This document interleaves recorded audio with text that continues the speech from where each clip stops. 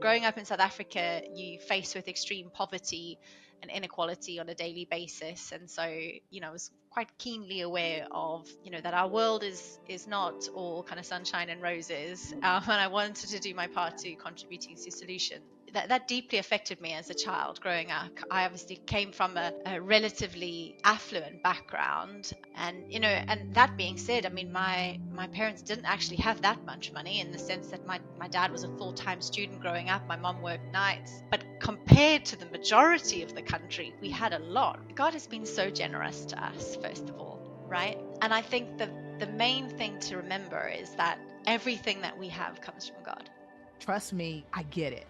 You're feeling the pressure to keep your faith separate from your work, worried that pursuing your God-given dreams might be seen as selfish or misguided.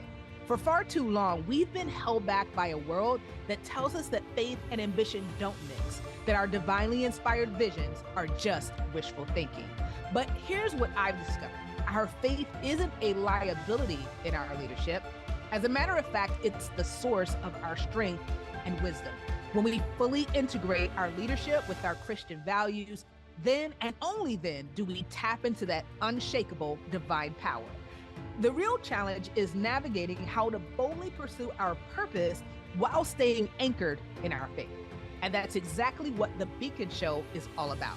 Each week, we bring you biblical wisdom and practical strategies from true beacons, Christian leaders who are illuminating the world. And it's also that you can let your light shine brighter and brighter. I'm Tamara Jackson, and this is The Beacon Show. Welcome to The Beacon Show, where we believe in the power of faith-driven innovation to transform lives and communities. Today, I am joined by Janie Oliver, all the way from the UK. I love the power of technology to connect us no matter where we are in the world. And Janie is here because we both share a passion for ensuring that the resources, the financial resources that are out in the world, are directed towards kingdom impact. So Janey, thank you so much for giving of your time and your wisdom today. I greatly appreciate you spending time with us. No problem. It's lovely to be here. Thanks for having me. Absolutely. Well, I know that you lead an organization called Stewardship, and I'd love to get into the mission of that organization and the change that you guys are creating in the world. Before we get there, I'd love to just spend a few minutes just helping our audience get to know you. So can you tell us a little bit about how you grew up and what initially your career path and then where the journey took you? Yeah, of course. So I actually grew up, I'm not from the UK. I grew up in South Africa, the beautiful city of Cape Town. And I moved to London in about 2007. So I've been here for a while now. My initial career was in banking. And I worked in banking for about 7 or 8 years before I moved into the charity sector. I guess I enjoyed my career in the world of finance, but I knew that wasn't the long-term plan for me. I worked in a number of different roles, finance. I worked in HR actually as well. That allowed me to kind of explore my love of working for people and not just focus on the numbers. I'm a chartered accountant, qualified in South Africa. But I guess I'm wired with a very strong sense of justice. It's what gets me out of bed in the morning. And I suppose my various roles in the banking sector weren't scratching that particular itch. I knew I wanted to do something with purpose. And, growing up in South Africa, you face with extreme poverty and inequality on a daily basis. And so, I was quite keenly aware of that our world is not all kind of sunshine and roses, and I wanted to do my part to contributing to solutions. And so I think it was in 2015, the bank was making kind of mass redundancies, thousands of people. So I was delighted to kind of take the opportunity to say, no, I'm gonna do something different. And it was at that point that I moved into the charity sector. And God really opened a door to a sector that I knew nothing about. I moved into the world of social investment. I had no idea what social investment even was, but I got to be the finance director of a brand new social investment foundation that was set up. It's called Access, the Foundation for Social Investment. And it was set up as a sister organization for something that was then called Big Society Capital, now renamed Better Society Capital. But really, it was the UK's first, I guess, social investment wholesaler. And Access was set up to try and increase the supply of social investment to small and medium enterprises. And it was just amazing kind of being there from the beginning, really entrepreneurial space. And I learned a lot. I met some amazing people. We got to do some really pioneering stuff in this space. And I did that for about 4 years. I got to run the organization for 6 months as well. And my boss went on shared parental leave when his wife had a baby. And he came back, and I thought, oh, that was quite nice. I quite enjoyed running an organization. And then God opened another door for me, and I went and led a small Christian charity. There was only 4 of us. I did that for nearly 2 years. And that organization was called the Just Money Movement. And it was all about how do we as Christians utilize all that God has given us to bring about a just and fairer society. So again, it's the money we give away, sure, but it's how do we invest our pensions? Who do we bank with? How do we spend our money? And what about all the investments maybe that we have as well? So that was fascinating for me. That was eye-opening because, the money that we have has power to do good as well as harm. And then it was from there that I went to Stewardship as Chief Financial Officer. I did that role for 3 years before taking on the CEO role. So for me, it's always been about using financial resources to bring about change, to affect God's kingdom.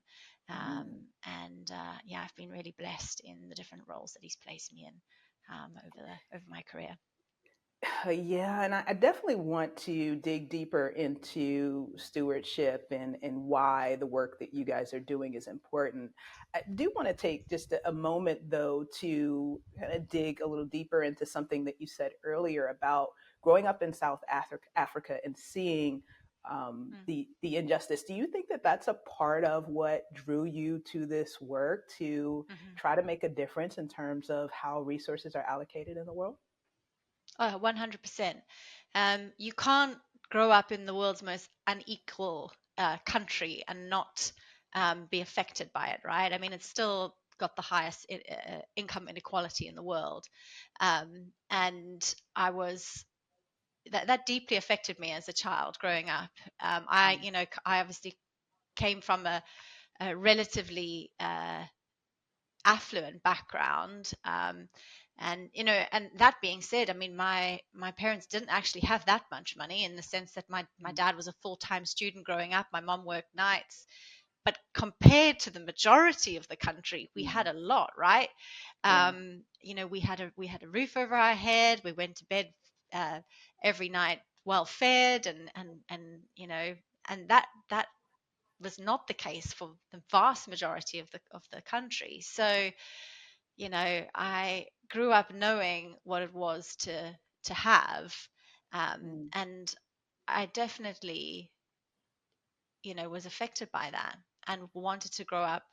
When I grew up, I knew that I wanted to do something that actually wasn't just about lining the pockets of shareholders, and I wanted to do something that made the world better. So yeah, it definitely affected me.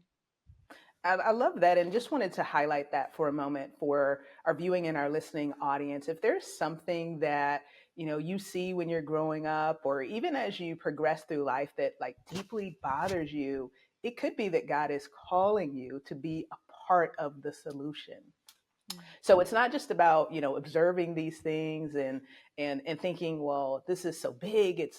Because thinking about the situation in South Africa, it's a huge problem, right? So one could easily be overwhelmed and think there's nothing that I can do. But know that that passion is stirred in you because you are called to be a part of the solution. And so as we go into Janie's story and the work that they're doing at Stewardship, I want you to be thinking about how this applies to what God is stirring up in your heart. So, Janey, let's talk about Stewardship, the organization. What is the mission behind the work that you do? So we have a pretty simple mission, which is really to help Christians be the best stewards of the resources that God gives them, right? So, and our vision is we want to see a thriving kingdom economy where God's people steward resources generously to ultimately advance the gospel. So what does that mean? Well, and what have we been doing? Well, we serve lots of different types of Christians. We serve Christian donors, Christian workers, charities and churches in the UK and beyond. And we've been doing this work for over a century now. And today we help about 30,000 donors, and they give more than £100 million every year to about 12,000 different churches, charities, and individual partners. But really, we just want to help people to steward really well what God has given them. I hope you are enjoying this episode of The Beacon Show. It is our mission here at BEACONSHIP to empower you, the Christian visionary, to achieve the impact that you desire to create in the world. So we want to come alongside you and provide the training, the mentorship, and the funding readiness that you need to grow and scale your impact. I'd invite you to join our mailing list where you can receive additional insights beyond this episode to build on what you've learned here today and take you to the next level. So go ahead, subscribe today, and we'll continue to keep you motivated and inspired to move forward in all God has called you to. So let's talk a little bit about why that is important, right? So before we officially hit record, we talked about, the thought process that, hey, as long as I give my tithe, or maybe even as long as I serve at church and I do things that are good, that maybe I've got a check mark and I'm good to go. But let's talk about why stopping there isn't really in the best interest of the kingdom. I mean, I think that that's such a great question. I think when God has been so generous to us, first of all, right? And I think the main thing to remember is that everything that we have comes from God, everything. And so stopping there is really doing a disservice to God, because we're saying, well, hang on, God, you can have this little bit, but you can't have all of me. You can't have everything that you've actually blessed me with in the first place.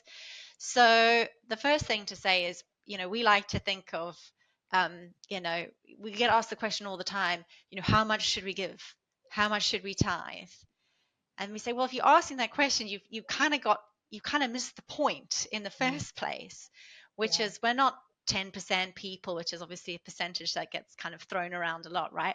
But we should be 100% people, because everything we have comes from the Lord. So I think,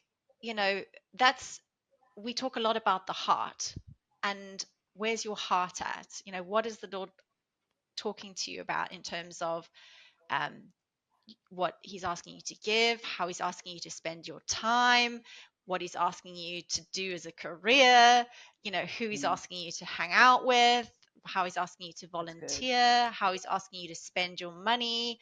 Have you thought about where your pension's invested? Have you thought about where your other investments are, if you have any other investments? All of that. It's because Christianity is not a Sunday thing, right? It's a whole life discipleship thing. Your money falls into that category.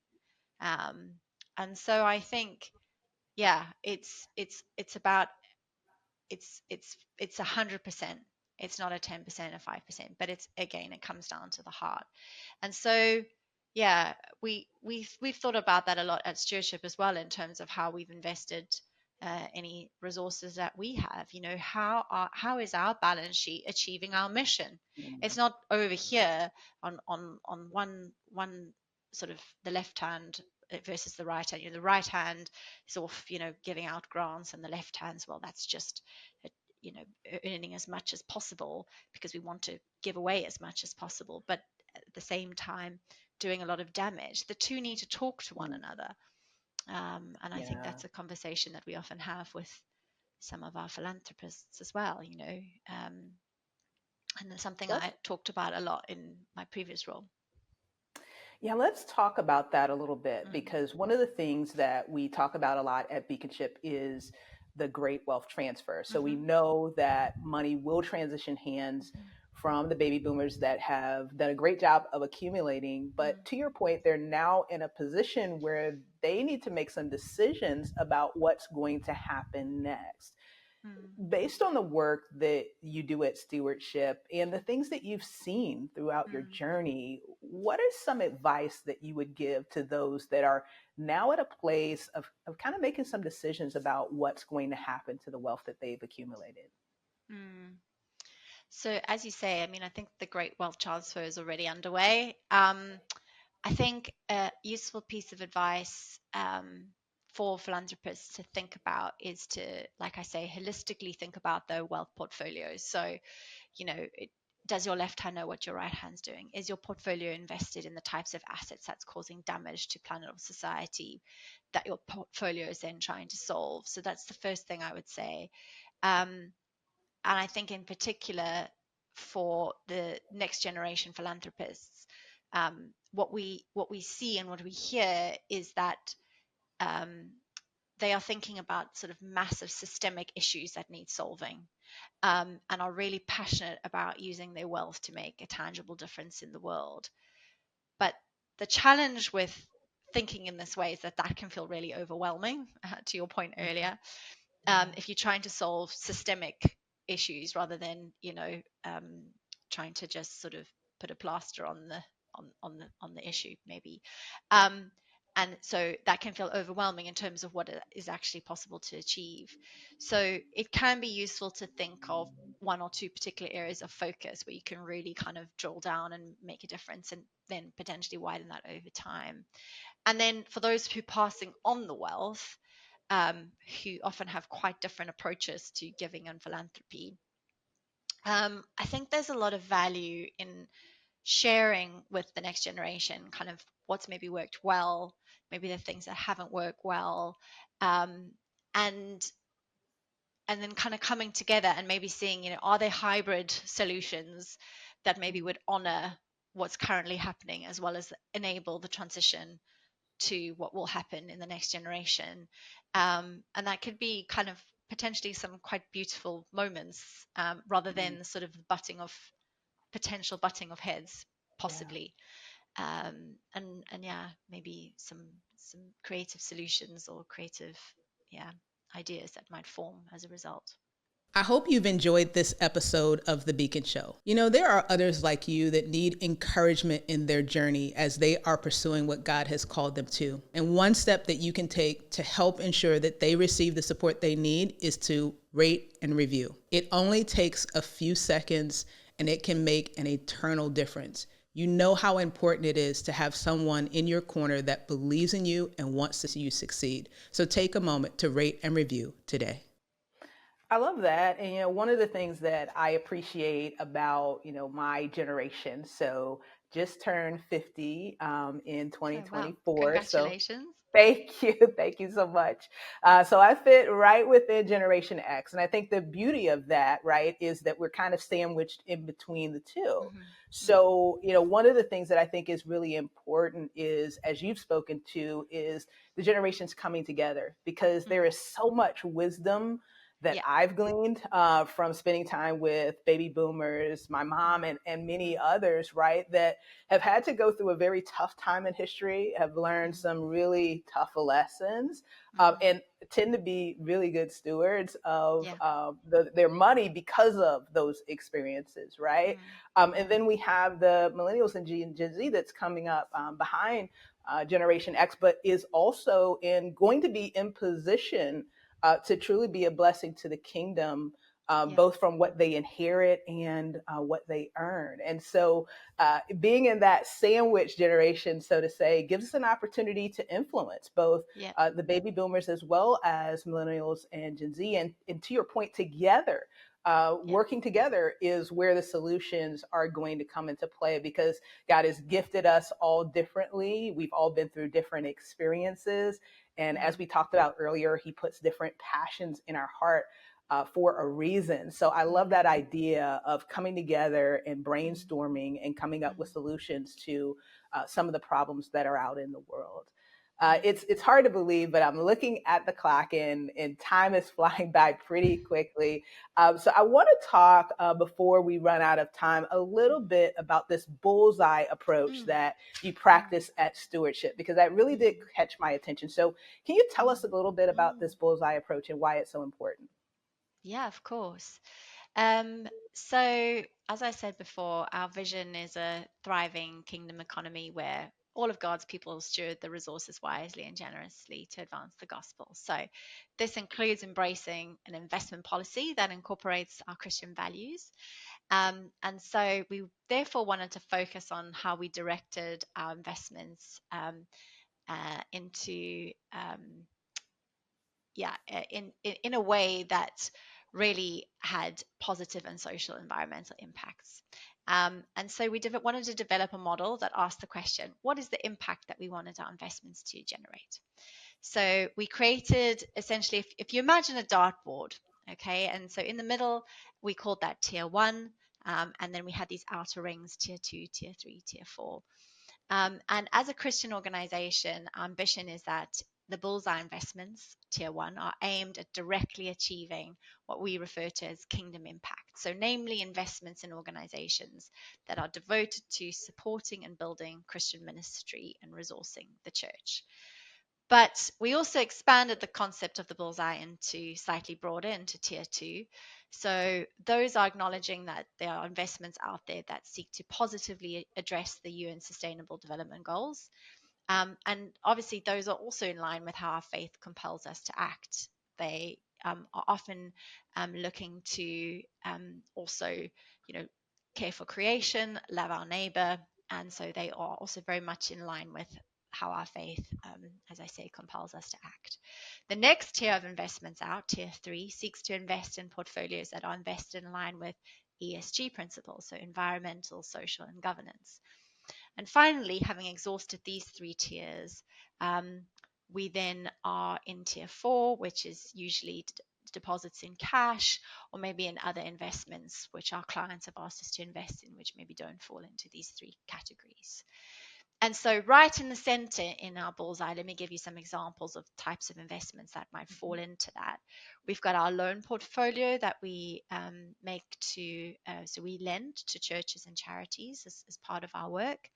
That would be right smack in the center, because that is, direct impact into growing churches, right? So churches need a new building, they'll come to us, we'll give them a loan.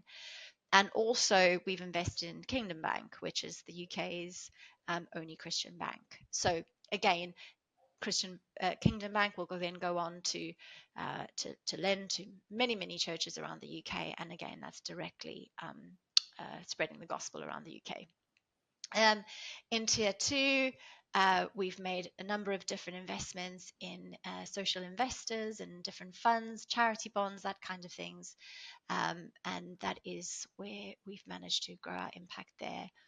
And I think it's been very helpful for us to have this tiered approach, because you might think, well, don't you just want everything in tier one, right? But the investable universe is such that you can't get everything maybe into the bullseye straight away.